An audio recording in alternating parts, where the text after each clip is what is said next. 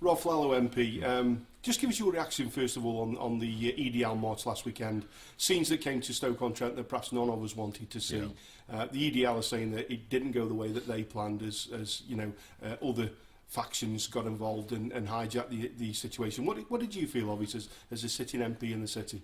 Well, they would say that, wouldn't they? I mean, let's face it. I mean, at the end of the day, is it a coincidence that a mosque was attacked at 5 to 6 on that morning, with EDL being daubed all over it and various other extremely unpleasant things? That sort of provocation. The EDL would say that it wasn't them; it was outside groups. When you look at what the EDL supposedly stand for, they say that the English Defence League. A lot of people have quite understandable concerns about migration, and there is an issue that still needs to be further addressed. There's a lot of stuff that's being done already on addressing it. But in terms of that kind of, well, let's put it bluntly, football thug approach to politics, we've seen that before. We saw that in the 1920s, 1930s. It's got no place in the 21st century.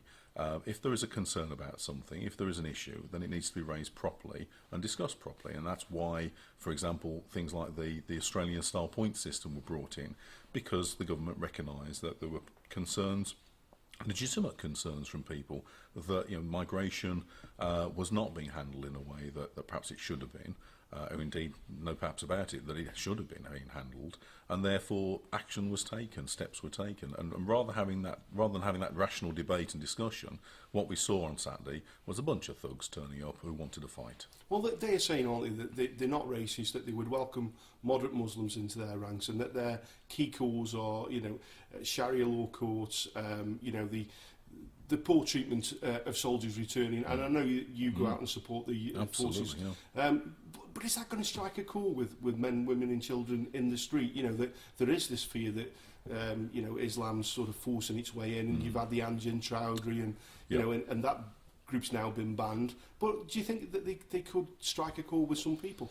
Well, I think they set themselves out to strike a chord. I mean, the language that they use, the way they dress their arguments up, is deliberately done to strike a chord. I mean, there's no two ways about it. They are, if anything, if you've got to take your hat off to them, it's that they are very clever at manipulating what, on the face of it, seems to be a very rational argument. And actually, if you take those issues, for example, the treatment of some of the returning soldiers was absolutely atrocious. What happened in Luton was appalling.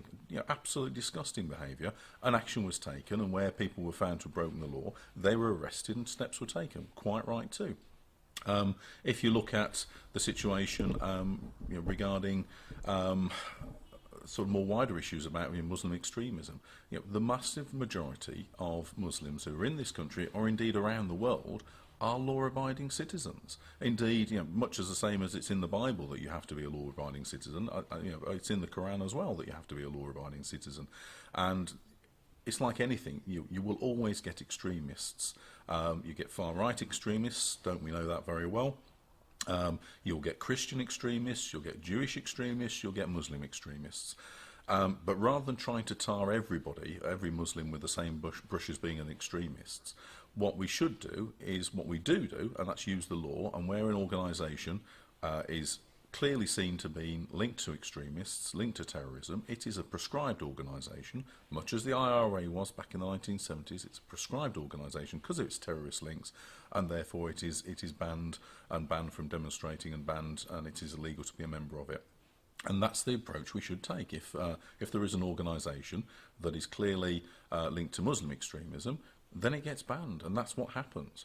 So to try and sort of use the argument that all Muslims somehow are extremists, which is where EDL seem to come from, is just outrageous. I mean, it's just trying to deliberately whip up people's fears and whip up their concerns, and do it in a way that isn't rational, isn't logical, but is just playing to people's emotions. Do you think, though, that the police handled it particularly well? Because we were on the ground on the day, and the police were awesome. Is that the impression you got? Absolutely. I'm incredibly impressed with the way the police handled it. I got the first call from the police at about 8:20 on Saturday morning, and throughout the day they were keeping me informed as to what was going on, and at every stage, as far as I could tell, if they needed to escalate the level of activity that they were doing, then they were doing it, but really keeping it to a minimum. So, for example, it was only when they were having bottles and things thrown at them that they then deployed into riot gear.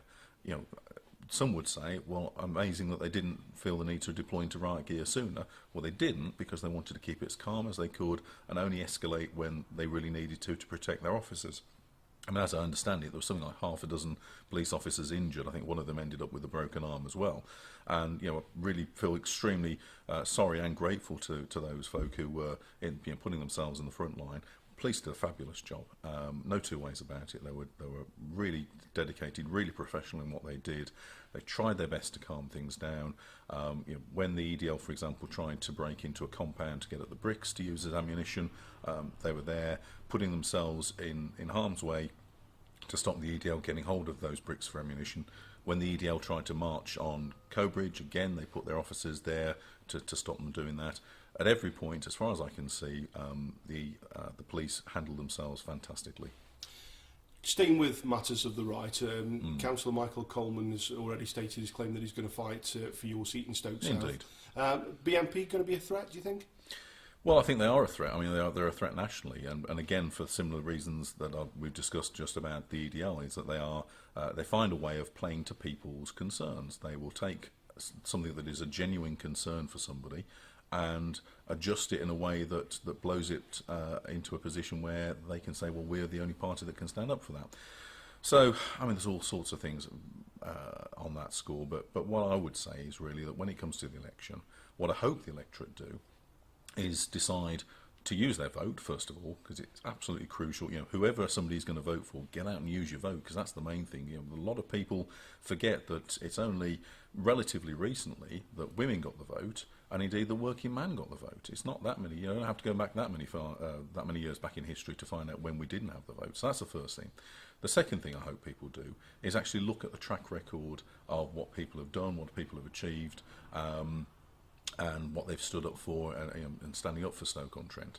I think the third thing really is what message people want to send out to the rest of the country. Do the people of this fantastic city want to say to the rest of the country that we're a hotbed of far-right extremism, that we are an area where you don't want to bring your businesses into because of political instability? Or do they want to send out a message that says, no, we really want to achieve something in Stoke-on-Trent, that we've got a fantastic city, brilliantly located, fabulous people, that we can actually achieve something really positive for the future, put ourselves back on the map for all the right reasons. And those, I think, are the three things that people need to ask themselves when thinking at where to vote and how to vote.